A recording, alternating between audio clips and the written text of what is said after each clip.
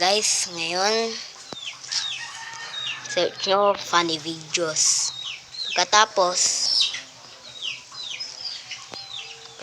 nun, i-recognize nyo yung video ko, tapos lagyan nyo yung subscribe button. Doon lang. Tingnan nila ako kasi may nakikita ko ibon.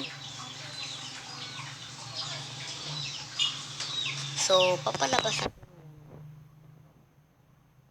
kung paano mag-ano ng object.